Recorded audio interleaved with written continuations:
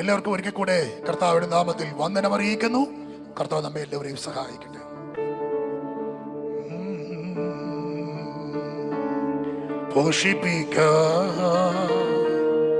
പത്യവചനമാം ക്ഷീരത്താലെന്നെ പോഷിപ്പിക്കാൻ പത്യവചനമാം ക്ഷീരത്താലെന്നെ നിർമ്മലത്തോയം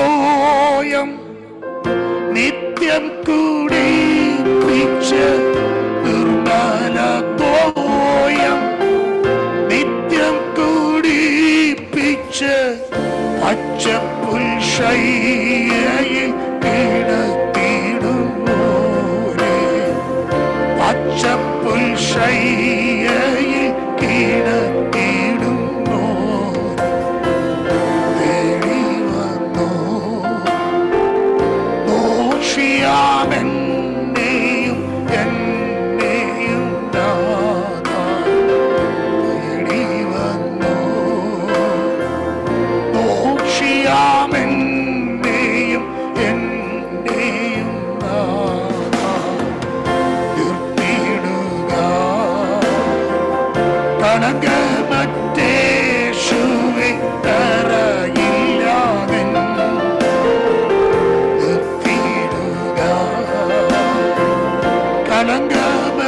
കളങ്കമറ്റേശുവേ കരയില്ലാതെ അഴുകുകടൽ തീര തിരുമുരാരന്റെ അഴുകുകടൽ തീര തിരുമുരാരന്റെ മധുരകാര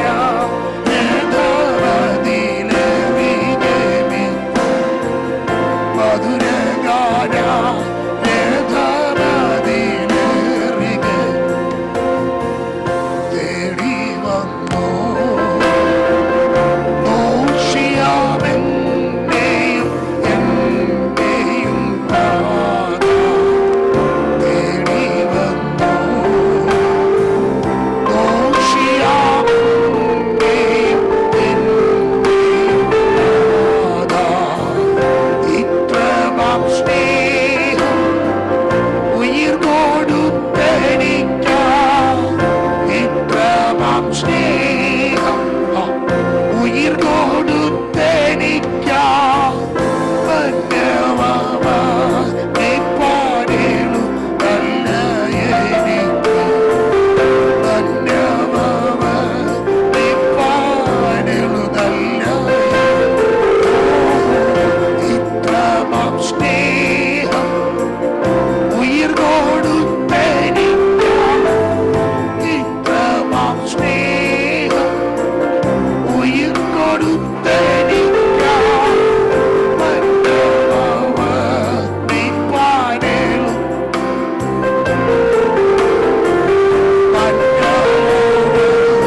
ധന്യവാനേപ്പാടേളു നല്ല എനിക്ക് തേടി വന്നോ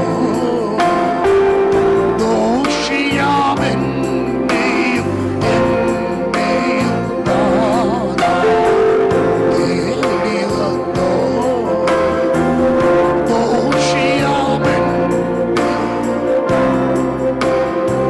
ഒന്ന് ചേർന്ന് പറഞ്ഞു തേടി വന്നോ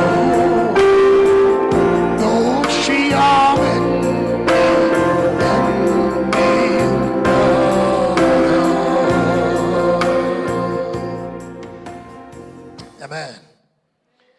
74 സങ്കീർത്തനം അതിന് 3-ാമത് വാക്യം. നിത്യ ശൂന്യങ്ങളിലേക്ക് നിന്റെ കാലടി വെക്കണമേ, ശത്രു വിശുദ്ധ മന്ദിരത്തിൽ സകലവും നശിപ്പിച്ചിരിക്കുന്നു.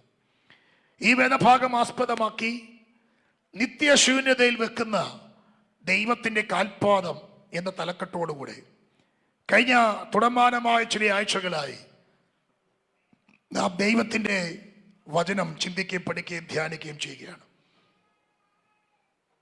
ഇസ്രായേലിനെ കുറിച്ചും അതിൻ്റെ ചിന്തകളെക്കുറിച്ചും ഒക്കെ ഞാൻ ഓർപ്പിച്ചു.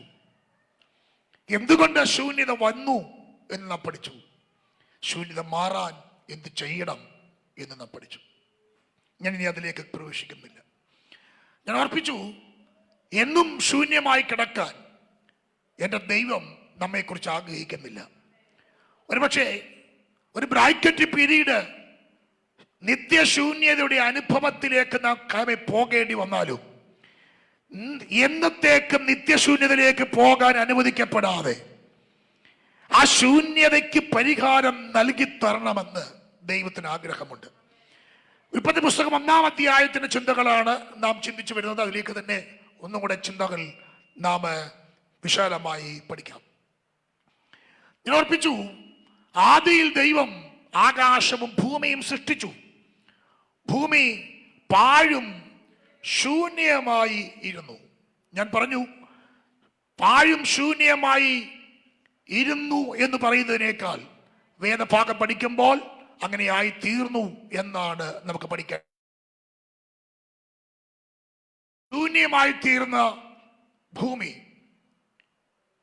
പാർപ്പിന് വേണ്ടി നിർമ്മിക്കപ്പെട്ട ഭൂമി പാഴായി പോയപ്പോൾ, ശൂന്യമായി പോയപ്പോൾ, പാഴായി പോയതിനെ തള്ളിക്കളഞ്ഞവരാ ഒരു ദൈവത്തെ അല്ല നാം കാണുന്നത്. കഴിഞ്ഞ ആഴ്ചയിൽ നാം അത് വിശദമായി പഠിച്ചു. മനുഷ്യന്റെ പ്രകൃതി, മനുഷ്യന്റെ സ്വഭാവം ഒന്ന് കൊള്ളത്തില്ലെങ്കിൽ നാം അതിനെ എടുത്തെറിയുകയാണ്. നമ്മൾ പറയും, ഒന്ന് ചീഞ്ഞാലേ മറ്റൊന്നിന് വളമാകും, അതുകൊണ്ട് അത് ചെയ്യട്ടെ എന്ന് നമ്മൾ പറയും. പക്ഷേ പുകയുന്ന തിരി കെടുത്തിക്കളയാത്ത ദൈവം, praise the lord, praise the lord, ചതഞ്ഞ ഓട ഓടിച്ചു കളയാത്ത ദൈവം, കയ്യിലിരുന്ന് മോശമായി തീർന്ന കളിമണ്ണിനെ എറിഞ്ഞു കളയാത്ത ദൈവം, ഇന്ന് പകലും നമ്മെ സ്നേഹിച്ച് ശൂന്യത മാറ്റി നൽകിയ ആ ദൈവത്തിന്റെ സ്നേഹത്തെ ഓർത്ത് ഒരിക്കൽ കൂടെ നമുക്ക് ദൈവത്തെ സ്തുതിക്കാൻ കഴിയട്ടെ. ഒരുപക്ഷെ ഒരു ബ്രാക്കറ്റ് പീരീഡ് ശൂന്യമായി പോയത് കൊണ്ട്, നമ്മുടെ പ്രതീക്ഷകൾ അസ്തമിച്ചു പോയത് കൊണ്ട് ദൈവം കൈവിട്ടു എന്ന് ചിന്തിക്കരുത്. എല്ലാ മേഖലകളിലും ഞാൻ ഓർപ്പിക്കാം, അത് എന്തുമായിക്കൊള്ളട്ടെ, ഏത് വിഷയമായിക്കൊള്ളട്ടെ, അത് മായ കാര്യങ്ങളോ ഏത് മേഖലയുമായിക്കൊള്ളട്ടെ, അത് ആത്മീക മേഖലയായിക്കൊള്ളട്ടെ, എന്തുമായിക്കൊള്ളട്ടെ, ഒരു ബ്രാക്കറ്റ് പീരീഡ് ശൂന്യമായത് കൊണ്ട് ഇനി നിന്നെ കൊള്ളത്തില്ലെന്ന് പറഞ്ഞ് മാറ്റിക്കളയുന്ന ദൈവമല്ല എൻ്റെ ദൈവം. നമുക്കറിയാവുന്ന പോലെ അവ എല്ലാ വസ്തുവകകളും വാങ്ങിക്കൊണ്ട് ദൂരദേശത്ത് പോയി എല്ലാം ചിലവാക്കിക്കളഞ്ഞ് പന്നിയോടൊപ്പം ജീവിതം മുൻപോട്ട് നയിച്ച അവൻ ഇളയ മകൻ പോലും മടങ്ങി വരാൻ വേണ്ടി കാത്തിരിക്കുന്ന ഒരപ്പനെയാണ് നമുക്ക് വേദപുസ്തകത്തിൽ കാണാൻ കഴിയുന്നത്. പോയത് പോകട്ടെ, എനിക്ക് അടുത്തൊരു മകനുണ്ടല്ലോ, മൂത്ത മകനുണ്ടല്ലോ, അവൻ എനിക്ക് മതി എന്ന് പറഞ്ഞ് സംതൃപ്തി അടയുന്ന ഒരു അപ്പനല്ല നമ്മുടെ അപ്പൻ. നഷ്ടപ്പെട്ടു പോയതിനെ നോക്കിയിരിക്കുന്ന സ്നേഹവരായ ഒരു അപ്പൻ നമുക്കുണ്ട്.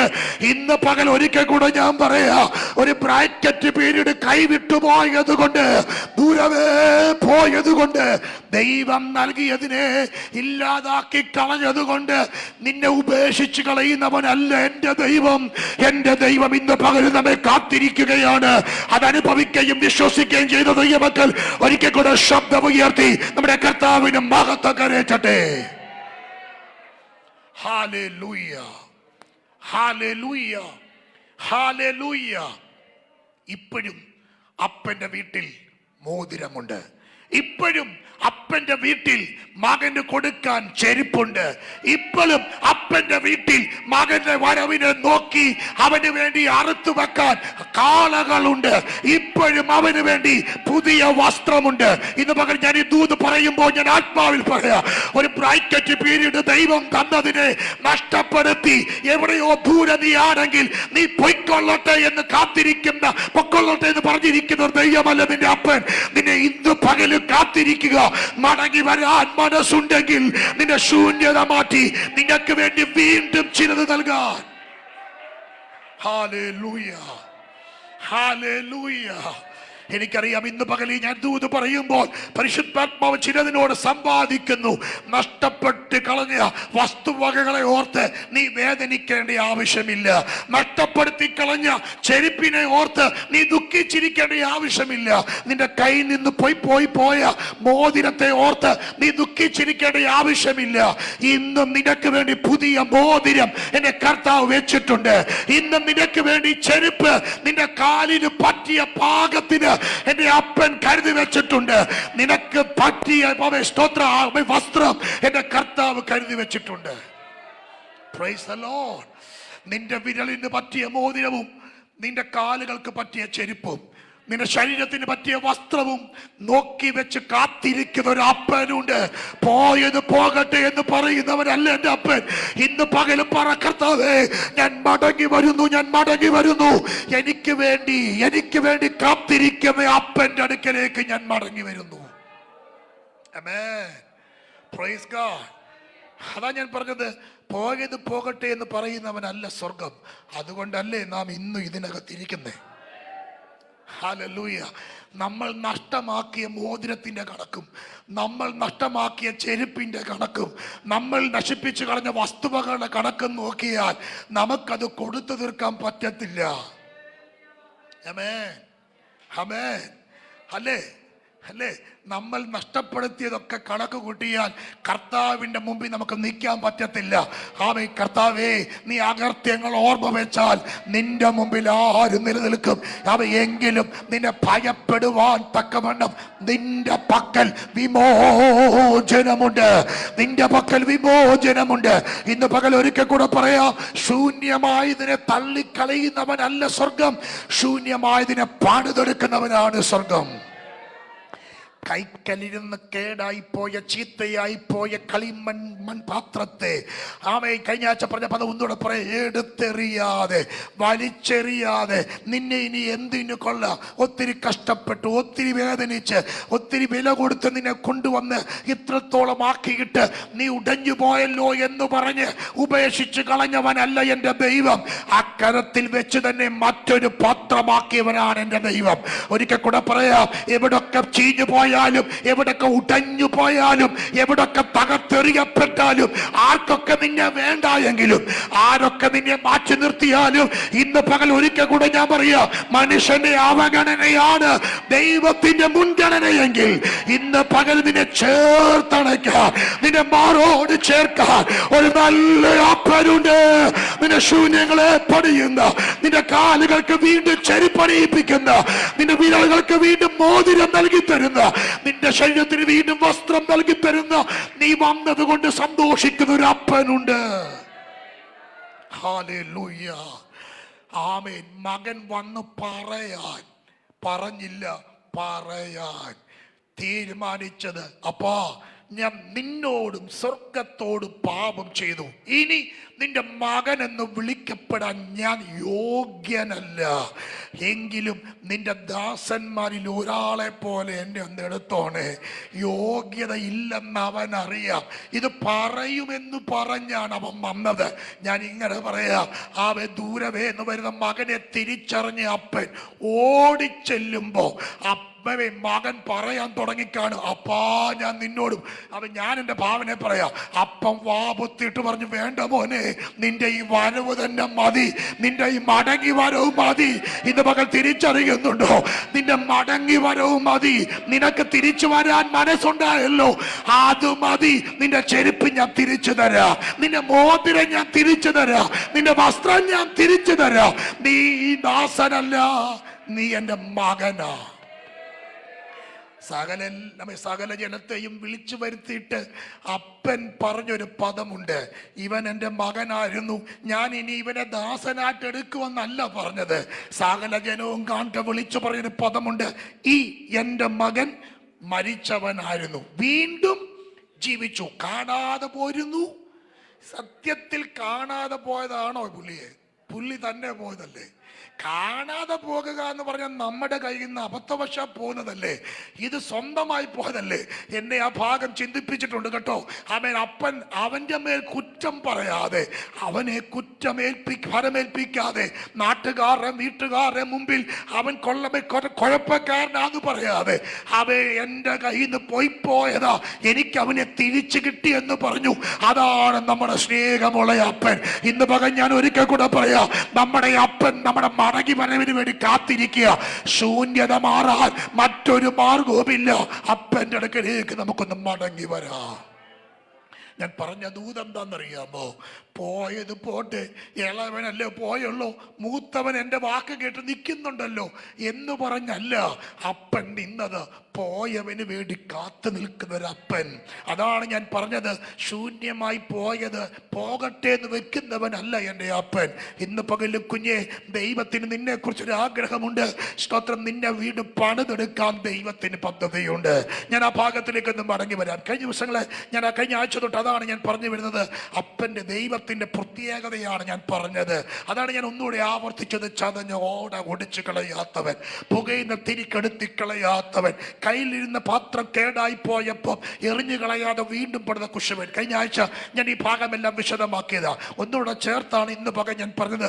ഇളയ മകനെ തിരിച്ചു നോക്കി നിൽക്കുന്ന ഒരു മകൻ, ഒരപ്പൻ, തിരിച്ചു നോക്കി നിൽക്കുന്ന ഒരു അപ്പൻ, കാത്തിരിക്കുന്ന ഒരു അപ്പൻ. അപ്പോ ഞാൻ പറഞ്ഞു വന്ന ഭാഗം വേദപുസ്തകത്തിന്റെ പ്രമേയം, വേദപുസ്തകത്തിന്റെ സ്നേഹം.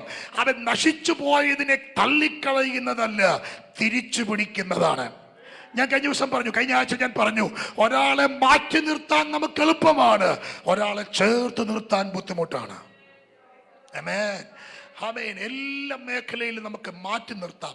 അവൻ കൊള്ളത്തില്ല, അവൾ കൊള്ളത്തില്ല, അവൻ ശരിയല്ല, അവള് ശരിയല്ല, അവൻ ഇങ്ങനെ, അവൻ കുഴപ്പക്കാരന്, അവൻ കുഴപ്പക്കാരിയാ. മാറ്റി നിർത്താൻ നമുക്ക് എല്ലാവർക്കും പറ്റും, പക്ഷെ ചേർത്ത് പിടിക്കാൻ ബുദ്ധിമുട്ടാണ്. വേദപുസ്തകത്തിന്റെ പ്രമേയം, വേദപുസ്തകത്തിന്റെ അടിസ്ഥാന പ്രമേയം കാണാതെ പോയതിനെ തിരഞ്ഞ് രക്ഷിപ്പാനല്ലോ. ആമേൻ. എന്തിനാ സ്വർഗത്തിന്റെ മണിമകുടം വിട്ട് ഈ താണലോകത്തിലേക്ക് യേശു വന്നത്? ആമേൻ. നശിച്ചു പോയ മനുഷ്യനെ തിരിച്ചു പിടിക്കാൻ, പാപം ചെയ്ത് അകന്നു പോയ മനുഷ്യനെ തിരിച്ചു പിടിക്കാൻ. ഞാൻ ഈ ദൂത് പറയുന്നത് ശ്രദ്ധിക്കുന്നുണ്ടോ? എന്തിനാ ദൈവം തന്റെ പുത്രനെ ഭൂമിയിൽ അയച്ചത്?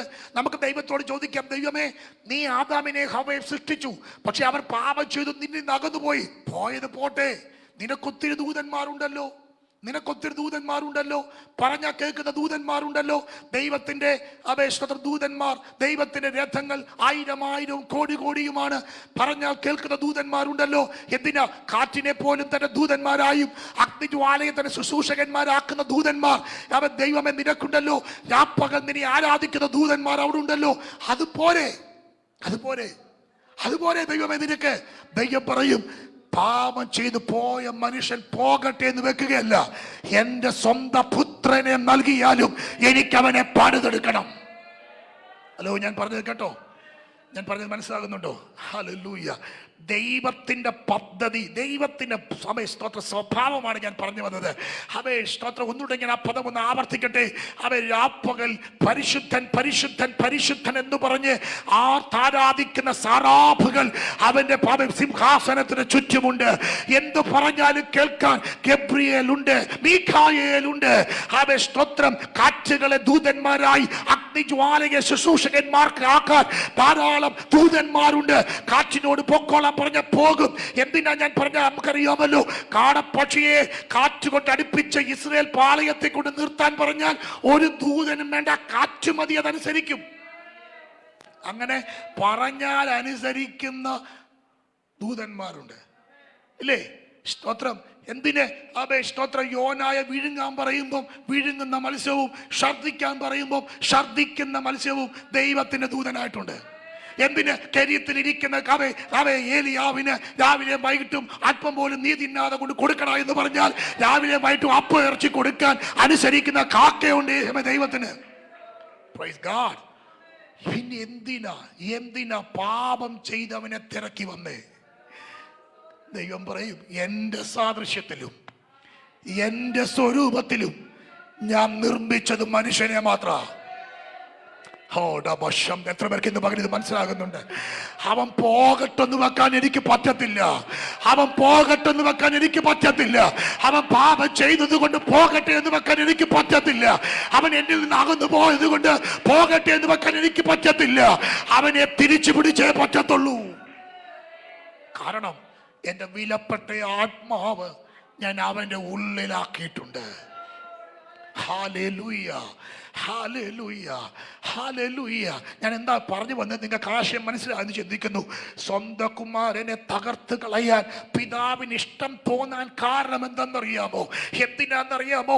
അബ്ബാ പിതാവേ എന്ന് വിളിക്കുമ്പോൾ, അല്ലെങ്കിൽ പിതാവേ പിതാവേ എലി എലി ലമാ ശബഥാനി എന്ന് ഉറക്കം നിലവിളിക്കുമ്പോൾ, കാൽവരി അത്രയും കഷ്ടപ്പാട് അനുഭവിച്ചിട്ട് പിതാവിന്റെ മുഖത്തേക്ക് നോക്കി അപ്പാ എന്ന് വിളിക്കുമ്പോൾ സ്വന്തം മുഖം മറച്ചു കളഞ്ഞത് എന്തിനാണെന്നറിയാമോ? നമ്മെ വീണ്ടെടുക്കാനാ. അകന്നുപോയി നമ്മെ കൊണ്ടുവരാൻ, നഷ്ടപ്പെട്ടു പോയി നമ്മെ കൊണ്ടുവരാൻ. ഇന്ന് പകൽ ഞാൻ ഈ ദൂത് പറയുന്നത് മനസ്സിലാകുന്ന ഞാൻ ചിന്തിക്കുന്നു. ദൈവവചനത്തിന്റെ പ്രമേയം എന്ന് പറയുന്നത്, ദൈവ സ്നേഹത്തിന്റെ അടിത്തറ എന്ന് പറയുന്നത് അതാണ്. അതല്ലേ യോഹന്നാൻ 3:16 ഏറ്റവും സ്വർണ്ണലിപിതമായി എഴുതപ്പെടേണ്ട വേദഭാഗം? തന്റെ ഏകജാതനായ പുത്രനിൽ വിശ്വസിക്കുന്ന ഏവനും നശിച്ചു പോകാതെ അവയെ നിത്യജീവൻ പ്രാപിക്കേണ്ടതിന് ദൈവം അവനെ നൽകുവാൻ തക്കവണ്ണം ലോകത്തെ സ്നേഹിച്ചു. ദൈവം ലോകത്തെ സ്നേഹിച്ചു. എന്തിന്? നമ്മെ വീണ്ടെടുക്കാൻ, നമ്മെ വീണ്ടെടുക്കാൻ. ഞാൻ പറഞ്ഞു വന്നത് മനസ്സിലായോ? മനുഷ്യന്റെ ചിന്ത പോയത് പോട്ടെ, പുകയുന്ന തിരി പുറത്ത്, പുകയുന്ന കൊള്ളി പുറത്ത്. പോയത് പോട്ടെ, അടുത്തത് പിടിക്കാം. പോയത് പോകട്ടെ, അടുത്തത് പിടിക്കാം. ഹല്ലേലൂയ. പക്ഷെ ദൈവത്തിന്റെ പ്രമേയം എന്താ? ദൈവത്തിന്റെ സ്നേഹത്തിന്റെ അടിത്തറ എന്താ? ശൂന്യമായി പോയതിനെ പണിതെടുക്കാം. ഞാൻ ആ ദൂത ഇന്ന് പകലിൽ പറഞ്ഞത്, സ്തോത്രം, പോയത് പോട്ടെ എന്ന് വെക്കുന്നവനല്ല എൻ്റെ അപ്പൻ. ഇന്ന് പകലും ഈ ആലയത്തിനകത്തും ഈ ഫേസ്ബുക്കിൽ കൂടെ ലൈവായി കേൾക്കുന്ന എല്ലാവരോടുമായി ഞാൻ പറയാം, ലോകത്തിന്റെ വിവിധ രാജ്യങ്ങളിൽ ഇരുന്നു കൊണ്ട് ഈ സന്ദേശം കേൾക്കുന്നവരോട് പറയാം, ഒരു ബ്രാക്കറ്റ് പീരീഡ് നീ ശൂന്യമായി പോയെങ്കിൽ, ഒരു ബ്രാക്കറ്റ് പീരീഡ് നീ അകന്നു മാറിയെങ്കിൽ, ദൈവം നിനക്ക് കൈമാറി നൽകിയ വിലപ്പെട്ട ചിലതിനെ നീ നഷ്ടമാക്കിയെങ്കിൽ, ഒരുപക്ഷെ പിശാച് നിന്റെ ചെവിയിൽ പറയുന്നു, നിന്റെ ബുദ്ധിയിൽ പറയുന്നു, ദൈവം പോലും നിന്നെ കൈവിട്ടു, ഇനി ദൈവത്തിന് നിന്നെ വേണ്ട. അതാണോ പിശാച് നിന്റെ ചെവി തന്നെ? നിന്റെ ബുദ്ധിയിൽ പിശാച് തന്നെ അതാണോ? ഞാൻ പാപം ചെയ്തത് കൊണ്ട്, ഞാൻ ദൈവം നൽകിയത് ഇല്ലാതാക്കിയത് കൊണ്ട്, ഞാൻ അകന്നു പോയത് കൊണ്ട് എന്റെ ദൈവം എന്നെ കൈവിട്ടു, ഇനി എന്നെ ദൈവത്തിന് വേണ്ട. ഇതാണോ മനസ്സിൽ നീ ചിന്തിക്കുന്നത്? ഇന്ന് പകൽ സ്വർഗം പറയുന്നു, നിന്നെ കർത്താവ് കൈവിട്ടിട്ടില്ല. ഓ, കർത്താവ് നിന്നെ കൈവിട്ടിട്ടില്ല. പറഞ്ഞു, എന്റെ കർത്താവിനെ കൈവിട്ടിട്ടില്ല. അതുകൊണ്ടല്ലേ യെശയ്യാപ്രവചനത്തിൽ യെശയ്യാപ്രവചനത്തിൽ ഇസ്രായേൽ മക്കളോട് പറയുമ്പോൾ അവൻ പ്രവാചകൻ എഴുതി വെച്ചു, അവൻ മഹാക്രോധാധിക്യം നിമിത്തം ഒരല്പകാലത്തേക്ക് മാത്രം ഞാൻ നിന്നെ ഉപേക്ഷിച്ചു, ഞാൻ അല്പകാലത്തേക്ക് മാത്രം നിന്നിൽ നിന്ന് അകന്നുപോയി. അതിന്റെ അർത്ഥം എന്നേക്കും ഞാൻ നിന്നെ ഉപേക്ഷിച്ചെന്നല്ല, മഹാകരുണയോടെ നിത്യദയോടെ ഞാൻ വീണ്ടും നിന്നെ ചേർക്കും. Price God, praise God. നമുക്കറിയാം ഹോശയ്യ പ്രവചനത്തിന്റെ പ്രമേയം എന്താ? സ്തോത്രം. ഹോശയ്യയോട് ദൈവം പറയാണ്, വ്യഭിചാരത്തിൽ പോയി അതിന്റെ സ്ത്രീയെ ഞങ്ങൾ സംസാരിച്ച ഭാഗമാണത്. അവ സ്തോത്രം തിരിച്ചു കൊണ്ടുവരാ. അവ എന്താ അതിൻ്റെയൊക്കെ അർത്ഥം? പാപം ചെയ്ത് അകന്നു പോയി ഇസ്രായേൽ മക്കൾ പോകട്ടെ എന്ന് പറഞ്ഞ് വിടുകയല്ല, പിന്നെയോ തിരിച്ചു പിടിക്കുക. പോയത് പോകട്ടെ എന്ന് പറയുകയല്ല. ദൈവത്തിന്, ഞാൻ ഒറ്റ വാക്കിൽ ഇത് ഒന്ന് മനസ്സിലാക്കാൻ വേണ്ടിയാണ് പറഞ്ഞത്. വചനത്തിന്റെ പ്രമേയം അതാണെന്ന് ഞാൻ പറഞ്ഞത്. ദൈവവചനത്തിന്റെയും ദൈവത്തിന്റെയും സ്തോത്രം ഏറ്റവും അടിത്തറയുള്ള ഏറ്റവും പ്രധാനപ്പെട്ട ഭാഗം ഉടച്ചു കളയുന്നവനല്ല ദൈവം, തള്ളിക്കളയുന്നവനല്ല, ഏത് ശൂന്യതകളെയും പണിയുന്നവനാ. ഞാൻ ആ ഒരു ഭാഗം ഒന്ന് വിശദമാക്കിയതാ. അത് ഞാൻ ഉൽപ്പത്തി നിന്ന് തുടങ്ങി വെച്ചതാ. ബാക്കി എല്ലാം എടുക്കണം. അത്യാവശ്യം ഓടി പറയേണ്ട കാര്യം ഞാൻ പറയാം. എങ്കിലും ഞാൻ വേദപുസ്തകത്തിന് മുഴുവനായിട്ട് ഞാനൊന്ന് പറഞ്ഞു വന്നതാ. വചനത്തിന്റെ പ്രമേയം എന്താണെന്ന് ഞാൻ പറഞ്ഞത്, നിത്യശൂന്യതയിൽ എന്നുമാകാൻ എൻ്റെ ദൈവം ആഗ്രഹിക്കുന്നില്ല. നീ ശൂന്യമായി പോയോ, ഒരു ബ്രാക്കറ്റ് പീരീഡ് കൈവിട്ടു പോയോ, നിന്നെ മടക്കി കൊണ്ടുവന്ന്, കഴിഞ്ഞ ആഴ്ച പറഞ്ഞ പദം ഒന്നുകൂടെ പറയാം, റീക്രിയേറ്റ് ചെയ്യാൻ അവേ ദൈവത്തിന് പദ്ധതിയുണ്ട്. Amen. Restoration. Amen. ഈ പദങ്ങളൊക്കെ വേദപുസ്തകത്തിന്റെ ഏറ്റവും പ്രധാനപ്പെട്ട പദങ്ങളാണ്. പുനഃസ്ഥാപിക്കപ്പെടുക, വീണ്ടും കൂട്ടിച്ചേർക്കുക, റോമാലേഖനത്തിലൊക്കെ വായിക്കുമ്പോൾ വീണ്ടും കൂട്ടിച്ചേർക്കുക എന്നിങ്ങനെ കേട്ടോ. അവ അകന്നു പോയതിനെ കൂട്ടിച്ചേർക്കുക, നഷ്ടപ്പെട്ടു പോയതിനെ പുനഃസ്ഥാപിക്കുക. ഇതെല്ലാം വേദപുസ്തകത്തിന്റെ പ്രമേയമാണ്. ബാക്കി പ്രത്യേക പദങ്ങളാണ്. ആ ഭാഗം ഒന്നുകൂടെ ഞാൻ പറഞ്ഞു വരാം. അവ സ്തോത്രം, ഞാൻ അതിനൊന്നുകൂടെ പറയാം. അവ പുനഃസ്ഥാപിക്കുക. എന്താ പുനഃസ്ഥാപിക്കുക എന്ന് പറഞ്ഞാൽ? എന്നെ പുനഃസ്ഥാപിക്കുക എന്ന് പറഞ്ഞാൽ ഒരു സ്ഥാനത്ത് വെച്ചൊരു സാധനം, അതെന്തുമായിക്കൊള്ളട്ടെ, അത് അവിടുന്ന് പോയാൽ തിരിച്ചതിനെ എടുത്ത് എവിടെ വീണോ അവിടെ നിന്നെടുത്ത് തിരിച്ചവിടെ കൊണ്ട് വെക്കുമ്പോൾ ആ വസ്തു പുനഃസ്ഥാപിക്കപ്പെടുകയാണ്. ഒരു ബ്രാക്കറ്റ് സമയത്തേക്ക് നിലവിൽ അവിടെ നിന്ന് മാറിപ്പോയി. ഒന്നുകൂടെ പറഞ്ഞാൽ, ദൈവം ഏൽപ്പിച്ച ഇടത്തു നിന്ന്, ദൈവം ആക്കി വെച്ച ഇടത്തു നിന്ന്, ദൈവത്തിന്റെ പദ്ധതിയിൽ നിന്ന് എന്തോ കാരണത്താൽ എന്തുമായിക്കൊള്ളട്ടെ അതും ചേഞ്ച് ആയിപ്പോയി, സ്ഥാനം മാറിപ്പോയി. കേൾക്കുന്നുണ്ടോ ഞാൻ പറയുന്നത്? അത് ദൈവം ഏൽപ്പിച്ച ഇടത്തു നിന്ന് സ്ഥാനം മാറിപ്പോയി, അത് ഇല്ലാതായി മാറി. അവൻ സ്ഥാനം മാറിപ്പോയി. അപ്പോൾ എന്താ ചെയ്തത്? അവൻ അവിടെ നിന്ന് എവിടെ കിടക്കുന്നുവോ അവിടെ നിന്ന് അതിനെ എടുത്ത് തിരിച്ച് സ്വസ്ഥാനത്ത് വെക്കുമ്പോൾ അത് പുനഃസ്ഥാപിക്കപ്പെടുക. വേദപുസ്തകത്തിന്റെ ആശയം അതാണ്. സ്തോത്രം, സ്തോത്രം, സ്തോത്രം. എത്രയോ പ്രാവശ്യങ്ങൾ ദൈവം നമ്മെ പുനഃസ്ഥാപിച്ചു. ഞാൻ പറയുന്ന ആശയം മനസ്സിലാകുന്നുണ്ടോ? എത്രയോ പ്രാവശ്യം അവൻ നമ്മെ റെസ്റ്റോർ ചെയ്തു. എവിടെയൊക്കെയോ നമ്മൾ അകന്നു മാറിയപ്പോ, ദൈവം ഏൽപ്പിച്ച ഇടത്ത്, ദൈവം ആക്കിയ ഇടത്ത് നമ്മളില്ലാതിരുന്നപ്പോ, സ്വന്തം വഴിയിലും സ്വന്തം ആഗ്രഹത്തിനും നമ്മൾ ചരിച്ചപ്പോ, ഏതൊക്കെയോ സമയങ്ങളിൽ അതൊരു പക്ഷെ ഉപവാസ പ്രാർത്ഥനയിലായിരിക്കാം, അതൊരു പക്ഷെ വചന ശുശ്രൂഷയിലായിരിക്കാം, അതൊരു പക്ഷെ വ്യക്തിപരമായി നമ്മൾ പ്രാർത്ഥിച്ചപ്പോഴായിരിക്കാം. ആത്മനിയോഗം നമുക്ക് നൽകി, ദൈവാത്മാവ് നമുക്ക് കുറ്റബോധം നൽകി, നമ്മൾ വീണ്ടും പഴയ ഇടത്തേക്ക് വന്നു. നമ്മെ ദൈവം റിസ്റ്റോർ ചെയ്തു. എന്തിനാ വചനം? എന്തിനാ നമുക്ക് ദൂത് ദൈവം നൽകുന്നത്? റിസ്റ്റോർ ചെയ്യാൻ വേണ്ടിയാ. ഞാൻ എപ്പോഴും പറയാറുണ്ട്, എല്ലാ വചനവും അനുഗ്രഹത്തിന്റെ വചനമല്ല. ആമേൻ. എല്ലാ വചനവും അനുഗ്രഹത്തിന്റെ വചനമല്ല. ചില വചനങ്ങൾ നമ്മെ രൂപപ്പെടുത്താനാ, ചില വചനങ്ങൾ നമ്മെ പുനഃസ്ഥാപിക്കാൻ വേണ്ടിയുള്ളതാ, നമ്മെ തിരിച്ചവിടെ കൊണ്ടുവരാൻ വേണ്ടിയാ. അപ്പോ ഞാൻ പറഞ്ഞു വന്നത്, ശൂന്യതകളിൽ ദൈവത്തിന്റെ കരം ചലിക്കും. ഞാൻ ഈ വേദഭാഗം മുഴുവൻ, വേദപുസ്തകത്തെ മുഴുവൻ ഒന്ന് ഓടിച്ച് ആ ചിന്തകളൊന്ന് പറഞ്ഞു വെച്ചതാ. എനിക്ക് ഇത് പറഞ്ഞ് മനസ്സിലാക്കിയാലേ തുടർന്നുള്ള ചിന്തകൾ തുടർമാനമായി പറയാൻ കഴിയുകയുള്ളൂ. ഞാൻ ആ ഭാഗം ഒന്ന് പറഞ്ഞ് ഇപ്പോൾ അവസാനിപ്പിക്കാൻ സമയം പോയതുകൊണ്ട്. സ്തോത്രം. ഉൽപ്പത്തി പുസ്തകത്തിൽ കഴിഞ്ഞ ആഴ്ചകളിൽ ഞാൻ പറയാൻ ചിന്തിച്ചു തുടങ്ങിയതാ. പാഴും ശൂന്യമായി മാറി, പാഴും ശൂന്യമായി മാറി. ഞാൻ കഴിഞ്ഞ ആഴ്ച പറഞ്ഞു, പാഴും ശൂന്യമായി മാറി. ആഴത്തിന്റെ മീതെ ഇരുളുണ്ടായിരുന്നു. പക്ഷെ അടുത്ത പദം, ദൈവത്തിന്റെ ആത്മാവ് വെള്ളത്തിന്റെ മീതെ പരിവർത്തിച്ചു, പൊരുന്നിരുന്നു, ആടയിരുന്നു. ദൈവത്തിന്റെ ആത്മാവ് വെള്ളത്തിന്റെ മീതെ പൊരുന്നിരുന്നു. ആ പദം അങ്ങനെ പഠിച്ചാലേ മനസ്സിലാകത്തുള്ളൂ. പൊരുന്നിരുന്നു, ആടയിരുന്നു. എന്തിനു വേണ്ടി? ഒരു സുപ്രഭാതം വരുമെന്ന്. ഞാനതാ പറഞ്ഞത്. സ്തോത്രം. വെള്ളത്തിന്റെ മീതെ ആത്മാവ് പൊരുന്നിരിക്കുമ്പോ ഒരു കാര്യം ഉറപ്പാ, എന്നും ആ വെള്ളം അങ്ങനെ കിടക്കില്ല. ഞാൻ പറഞ്ഞ ആശയം മനസ്സിലായോ?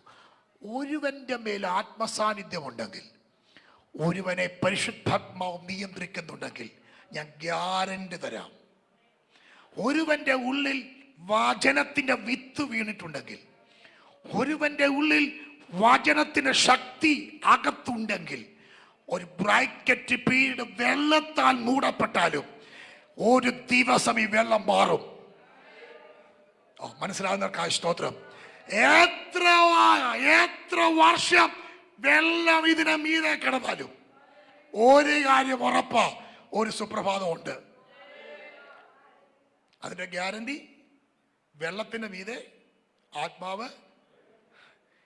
ഒന്നുകൂടെ പറയാം, ഇടയ്ക്കിടക്കെങ്കിലും ഒരാത്മശബ്ദം നീ കേൾക്കുന്നുണ്ടെങ്കിൽ, ഇടയ്ക്കിടക്കെങ്കിലും ആത്മാവിൻ്റെ ചലനം നിനക്ക് അനുഭവിക്കാൻ കഴിയുന്നുണ്ടെങ്കിൽ, ഇടയ്ക്കിടയ്ക്കെങ്കിലും ആത്മാവിൻ്റെ ഗൈഡൻസ് നിനക്കുണ്ടെങ്കിൽ, അതിൻ്റെ അർത്ഥം നീ നഷ്ടപ്പെട്ടിട്ടില്ല. ഓ, ഞാൻ പറഞ്ഞത് മനസ്സിലാക്കാൻ സ്തോത്രം. ഗ്യാരണ്ടിയാ ചാ, ഗ്യാരണ്ടിയാ, ഉറപ്പാ സ്തോത്രം. എത്ര വർഷം ഈ ഭൂമി പാഴ്ശൂന്യമായിരുന്നെന്ന് അറിയത്തില്ല. പക്ഷേ എത്ര നാളത് അങ്ങനെ ആയിരുന്നു, അത്രയും നാളും എന്തുണ്ടായിരുന്നു? ആത്മാവ് ഉണ്ടായിരുന്നു. സ്തോത്രം. ഞാൻ പറഞ്ഞ പോലെ ഒരു മുട്ട വിരിഞ്ഞ് പുറത്തിറങ്ങുന്നത് വരെ, ഒരു മുട്ട പിരിഞ്ഞ് പുറത്തിറങ്ങുന്നത് വരെ. ആമേൻ, ആമേൻ. Praise God, praise God. സ്തോത്രം. നമുക്കറിയാം, ഒരു മുട്ട അട വെച്ചാൽ അത് വിരിയുന്നത് വരെ അമ്മയ്ക്കെന്തോ തള്ളയ്ക്കെന്തോ വെപ്രാളം അല്ലേ? ഞാൻ പറയില്ലേ, ഇപ്പം നിങ്ങൾക്ക് അങ്ങനെ വലിയ പരിചയമൊന്നുമില്ല കോഴിയൊന്നും വെക്കാത്തതുകൊണ്ട്. ഞാൻ ഈ നമ്മുടെ ചർച്ചിൻ്റെ ഫ്രണ്ടിലെ ഈ മരങ്ങളെല്ലാം കിളികൾ കൂട് വെക്കാറുണ്ട്. ഞങ്ങളതിനെ ശ്രദ്ധിക്കാറുണ്ട്. ഒത്തിരി കിളികൾ കൂട് വെക്കാറുണ്ട്. അത് കൂട് വെച്ചിട്ട് മുട്ട കൊണ്ട് വെക്കുമ്പോൾ നമുക്കറിയാം. കഴിഞ്ഞ ദിവസം ഞാൻ മരം വെട്ടിയപ്പോൾ അബദ്ധവശാലും ആ കമ്പ് പൊട്ടിപ്പോയി. എൻ്റെ ദൈവം, എനിക്കുണ്ടായ സങ്കടം എന്നെക്കാട്ടി സങ്കടമായിരുന്നു കിളിക്ക്. ആ കിളി അവിടെ ഇവിടെ പറന്ന് ഭയങ്കര ബഹളം. എനിക്ക് മനസ്സിലായി. ഞാൻ അതിനെ ആ കമ്പോടെ വെച്ച് വേറെ കെട്ടി കിളി കാണുക വെച്ചു. ആ മുട്ട വിരിഞ്ഞ് കിളി കുഞ്ഞ് പുറത്ത് വന്നു. അന്നപ്പോൾ ആ കിളിക്ക് സമാധാനമായി. ഞാൻ പറഞ്ഞത് പുറത്ത് വരുന്നത് വരെ തള്ളക്ക് ഇച്ചിരി വിഷമമുണ്ട്. ഓ, ഞാൻ എന്തിനാ ഇത് പറഞ്ഞത് പിടികിട്ടിയോ? സ്തോത്രം. ഇന്ന് പക ഞാൻ പറയാം, നീ നഷ്ടപ്പെടത്തില്ല. പ്രാർത്ഥിക്ക് പിതാവേ, പ്രാർത്ഥിക്ക് മാതാവേ, പ്രാർത്ഥിക്ക് കുഞ്ഞെ, പ്രാർത്ഥിക്ക് പ്രിയപ്പെട്ടവരെ. നഷ്ടപ്പെടാൻ ദൈവം അനുവദിക്കില്ല. ശൂന്യമായി പോകാൻ ദൈവം അനുവദിക്കത്തില്ല. ഞാൻ ഇങ്ങനെ ആ ഭാഗം നിർത്താം. ബാക്കി എടുത്താൽ അല്പസമയങ്ങൾ മുൻപോട്ട് പോകും. അതിലേക്ക് ഞാൻ പോകുന്നില്ല. ഞാൻ പറഞ്ഞു വന്നത്, ഏതു ശൂന്യതകളെയും മാറ്റുന്നവനാണ് എൻ്റെ ദൈവം. ഒന്നുകൂടെ ഞാൻ പറഞ്ഞ് അവസാനിപ്പിക്കാം.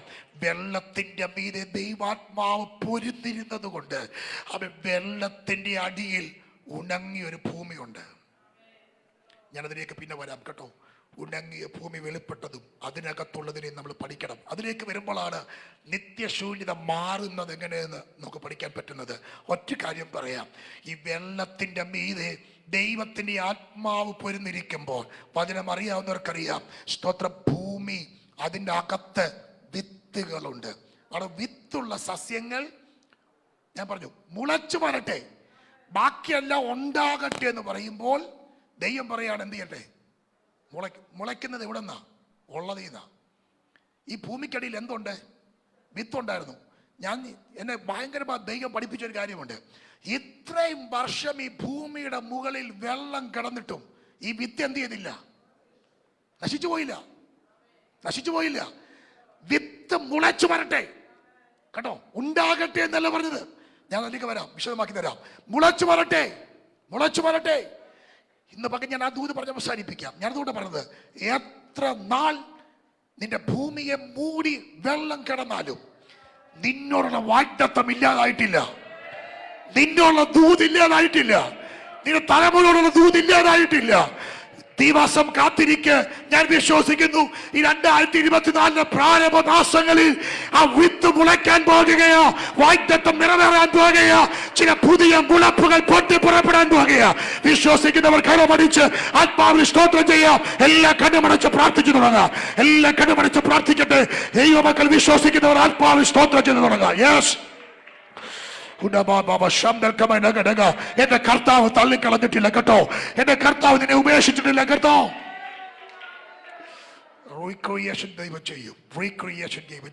പ്രിയ കർത്താവേ, ഇന്ന് പകലും വളരെ ശാന്തമായി പരിശുദ്ധാത്മാവ് ഞങ്ങൾക്ക് നൽകിയ ദൂതിനായി നന്ദി. വേദപുസ്തകം ഞങ്ങൾ പഠിക്കുമ്പോൾ, ദൈവസ്നേഹത്തിന് ആഴം ഞങ്ങൾ ഗ്രഹിക്കുമ്പോൾ, ഉടച്ചു കളയുന്നവനല്ല അങ്ങ്, തള്ളിക്കളയുന്നവനല്ല അങ്ങ്, പോകട്ടെ എന്ന് വെക്കുന്നവനല്ല അങ്ങ്. കാത്തിരിക്കുന്നൊരു അപ്പനുണ്ട്, പണിതെടുക്കുന്നൊരു കുശവനുണ്ട്, വീണ്ടും ഊതുന്ന, വീണ്ടും കത്തിക്കുന്ന ഒരു അപ്പൻ ഞങ്ങൾക്കുണ്ട്. ഇന്ന് പകൽ ഞങ്ങളത് വിശ്വസിക്കുക.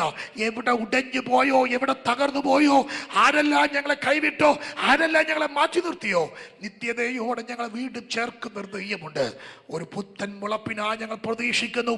നിത്യശൂന്യതയിൽ അങ്ങനെ കാൽപാദം വെക്കുന്നതിനാൽ നന്ദി. യേശു കർത്താവിന്റെ ധന്യമുള്ള നാമത്തിൽ തന്നെ കരവും ശബ്ദമുയർത്തി കർത്താവിന് ഒരിക്കൽ കൂടെ മഹത്വം അർപ്പിക്കാം.